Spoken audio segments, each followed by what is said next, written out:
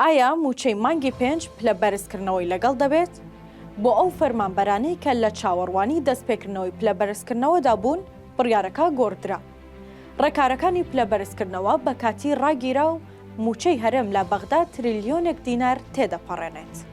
دوای ئەوەی بەغدا داوای لە هەرێم کرد لیستی موچەی مانگی 5 فەرمانبەران بە پلە بەرزکردنەوە ئامادە بکات، بەپێی زانیاریەکانی تیوار ڕێکارەکانی دەستکردن بە پلە بەرزکردنەوەی فەرمانبەران ڕاگیرا.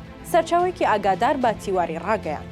لەسەر داوای بەغدا ڕێکارەکانی دەستپێکردنەوەی پلە بەرزکردنەوەی فەرمانبەران ڕاگیرا و لیستی موچەی مانگی 5 بەبێ پلە بەرزکردنەوە ڕەوانەی بەغدا دەکرێت. وتیشی هۆکاری ڕاگررتنی ڕێکارەکان یەکلای نەبوونەوەی میکانیزمی ڕێکەوتنی ڕادستی داهاتی نەوت و هەمواری بودجەیە. چونکە پلە بەرزکردنەوەی فەرمانبەران لە نێوان 50 بۆ 7 میلیارد دیناری پێویستە و پێویستی بە تەرخانکراوی دارایی هەیە.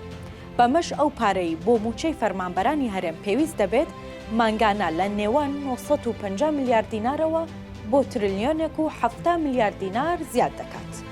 لە بەغداوە بە هەرێم وتراوە لە ئێستادا هیچ بڕەپارەیەک وەک تەرخانکراوی دارایی بۆ پلە بەرزکردنەوە بەردەست نییە و دەبێت دوای جێبەجێکردنی ڕێککەوتنەکە و هەمواری یاسای بودجەی تەرخانکراوی دارایی دابین بکرێت تا پلە بەرزکردنەوەی موچەخۆرانی هەرێم دەست پێ بکاتەوە کە ماوەی 8 ساڵە ڕاگیراوە. هاوکات سەرچاوەیەک لە حکوومەتی هەرێمی کوردستان بە تیواری ڕاگەیاند. هەفتەی داهاتوو دەست دەکەن بە ئامادەکردنی لیستی موچەی مانگی 5 بەبێ پلە بەرزکردنەوە و ڕەوانەی بەغدای دەکەن تا ئەو کاتەی داوایان لێ دەکرێت یان دڵنیایی دەدرێت بە دەستپێکردنەوەی پلە بەرزکردنەوەکە کە بە وتەی ئەو سەرچاوەیە کاتی زۆری دەوێت. وتیشی لە هەموو حاڵەتەکاندا دەستپێکردنەوەی پلە بەرزکردنەوە 3 بۆ 6 مانگی دیکەی پێدەچێت. بۆیە فەرمانبەران و موچەخۆران جارە با چاوەڕوان نەبن. هاوکات بەپێی زانیاریەکانی تیوار هەرێم و بەغدا لەگەڵ ئەوەی ڕێککەوتون لەسەر ڕادەستکردنی داهاتی ناوخۆ، بەڵام هێشتا ڕوون نییە میکانیزمی جێبەجێکردنی ڕێککەوتنەکە چۆنە.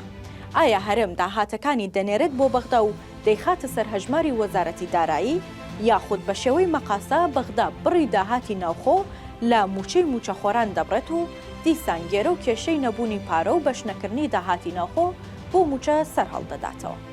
هاوکات هێشتا هەرێم و بەغداش بەرچاویان ڕوون نییە کە ئاخۆ هەمواری بودجە چۆن و کەی و چی دەبێت تا بتوانن لەو ڕێگایەوە لە پشکی هەرێم تەرخانکراوی دارایی دابین بکەن بۆ ئەوەی پلە بەرزکردنەوە دەست پێ بکاتەوە.